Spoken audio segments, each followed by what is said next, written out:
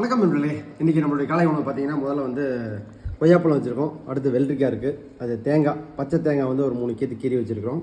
அடுத்து வந்து பார்த்திங்க அப்படின்னா இது வந்து சுரக்காய் வந்து அப்படியே பச்சையாக வச்சுருக்கோம். கொஞ்சோண்டு மிளகுத்தூள் மட்டும் தூவி வச்சுருக்கோம், உப்பு போடல. இது வந்து ப்ரௌன் பீன்ஸு வேக வச்சு தாளித்து வச்சுருக்கோம். ப்ளஸ் இதோடு வந்து கொஞ்சம் தயிர் வச்சுருக்கிறோம். ப்ளஸ் வந்து ஒரு முட்டை. இதுதான் நம்மளுடைய காலை உணவு. அப்புறம் பார்த்திங்கன்னா மதியத்துக்கு வந்து பார்த்திங்கன்னா அந்த சுரக்காய் வந்து வேக வச்சு வச்சுருக்கிறோம். ப்ளஸ் இது வந்து கேரட் பாசிப்பருப்பு சாம்பார். இதெல்லாம் மத்தியானத்துக்கு ரெடி ஆகிடுச்சு. சித்ராவுக்கு வந்து பார்த்திங்க அப்படின்னா இட்லி ரெடியாக இருக்குது. ஸோ இதுதான் வந்து இன்றைக்கி காலை உணவு, எங்களுடைய காலை உணவு.